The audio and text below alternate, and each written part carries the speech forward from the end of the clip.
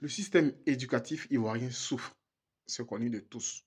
Les problèmes, on en parle chaque jour à travers les médias, à travers les parents, à travers même les enseignants, à travers les élèves. Tout, tout le système éducatif ivoirien souffre. Les raisons, on les connaît.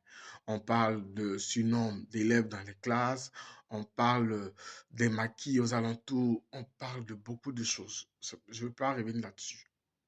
Toujours est-il qu'ils souffrent. À côté de ces problèmes que nous citons, de la drogue, de, je sais pas moi, de tout ce que vous savez, de l'irresponsabilité des parents, même des enseignants et des élèves eux-mêmes, de tout ce que vous savez comme problème. Moi, je veux m'accentuer, je veux m'orienter vers les solutions. Quelle est votre solution? Pour vous, vous pouvez l'écrire en commentaire. Pour moi, la solution, c'est la promotion de la culture. Vous savez quoi? Un peuple qui est sans culture, c'est un peuple mort. Un peuple qui ne connaît pas son histoire, qui ne connaît pas sa tradition, qui ne connaît pas sa culture, il n'existe pas. Il est acculturé. C'est-à-dire, il va se baser sur la culture des autres, sur ce que les autres ont fait. Pourtant, il a sa culture dont il doit parler. Bref, je parle de culture parce que pour moi, il faut ramener, le théâtre dans les écoles, dans les universités. En Côte d'Ivoire, nous avons plusieurs universités. Je crois autour de 7 maintenant, si ma mémoire est bonne. Si je me trompe, écrivez en commentaire. Dans les universités, nous avons des facultés. Donc, on peut avoir plusieurs équipes pour compétir. Dans le théâtre, chant, danse, poésie.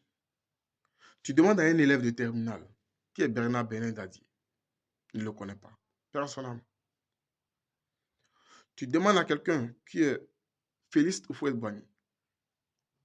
Peut-être qu'il te dira à la limite, il a été le premier président de la Côte d'Ivoire, c'est tout. Il ne sait pas que ces personnes-là ont été écrivains. Donc, il y a des écrits qui sont là. Il faut faire la promotion. Quand je parle du théâtre, je parle de la promotion de notre littérature. Parce que nous avons notre littérature, nous avons notre histoire qui a été écrite par nos pères. Je pense qu'il faut commencer par là. Pour moi, ça va soigner beaucoup l'éducation. Dans d'autres pays, notamment la Russie, tu ne demanderas pas même à un élève de terminale ou à un étudiant qui est Pushkin et il te dira qu'il ne le connaît pas. Ce n'est pas possible. Parce qu'il a étudié à l'école. Tolstoï. Plusieurs euh, personnages ou personnes célèbres ont été étudiés à l'école. En plus, dans le pays, il y a plusieurs monuments qui ont été érigés en leur honneur. Donc, quand vous finissez les cours, en excursion, vous partez là-bas pour visiter. Si vous n'avez plus la possibilité de toucher ces personnes, de les entendre, il y a leurs écrits qui sont là. Vous pouvez les lire, vous pouvez les voir. Parce que leur portrait est présent. Ça parle à l'enfant, ça le dit, ça l'éduque plutôt. Donc, ça lui montre ce qu'il faut faire, ce qu'il ne faut pas faire. Il y a des modèles, il y a des exemples.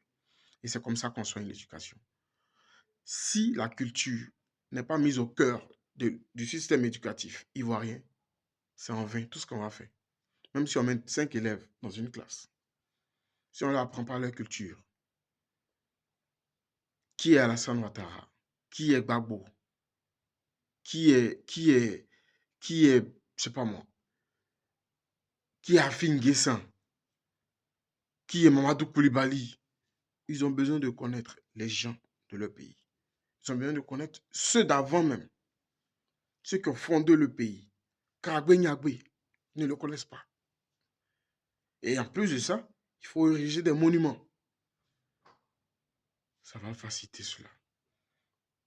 Les masques, les pagnes, les danses, tout ça, ça s'explique. Et il y a des personnes pour l'expliquer. La preuve, il y a des professeurs en lettres, il y a des professeurs en civilisation, il y a des professeurs en histoire, il y a des professeurs en culture.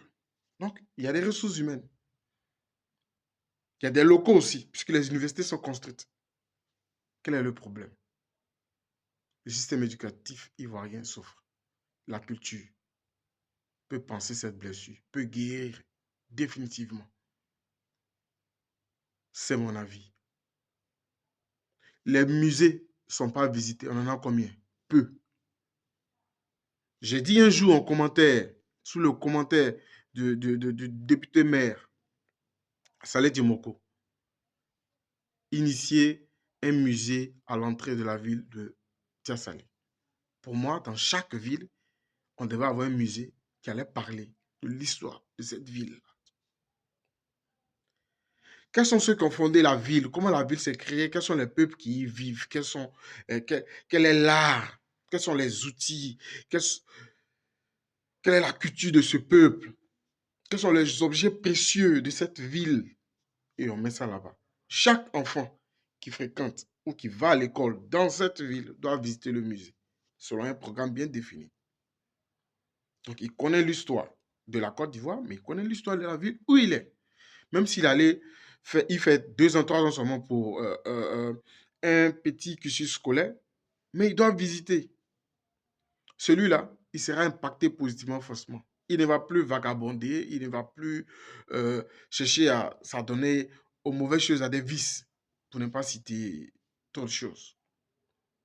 La culture. Je pense que je ne suis pas la première personne à parler de cela. Bon, aujourd'hui, j'aimerais attirer votre attention là-dessus. Parlant de musée, ce soir même, aujourd'hui, 18 mai, 18 mai, aujourd'hui, 18 mai, au musée des civilisations du plateau Abidjan, il y a ce qu'on appelle la nuit du musée, qui est organisée par les Culture Lovers. Je crois que c'est un groupe de personnes qui aiment la culture. Euh, je crois l'organisatrice principale, la commissaire générale, c'est Mademoiselle Silo Nadjine. Donc, j'invite les parents à y conduire leurs enfants pour apprendre. Même les parents eux-mêmes. Parce qu'il y a des parents qui ne savent pas la culture ivoirienne, qui ne savent même pas ce qu'il y a au musée. Pourtant, ça fait des années, ils passent là. Hein. Ils passent là. Mais ils ne connaissent pas ce qui est dans le musée. Ils n'y sont jamais entrés parce que ça ne leur parle pas.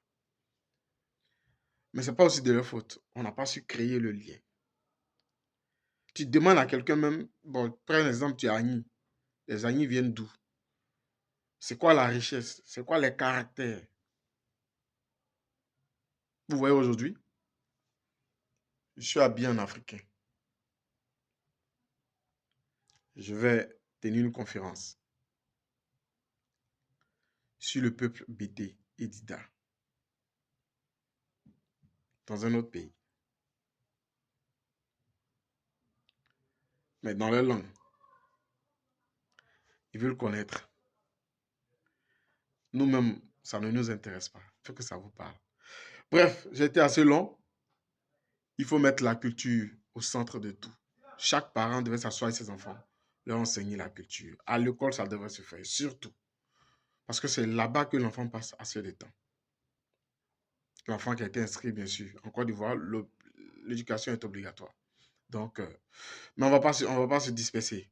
Ce soir, à partir de 18 h, 18 mai, au musée des civilisations nationales, Abidjan Plateau, à côté du camp Galéni, à côté de la cité administrative, c'est au plateau.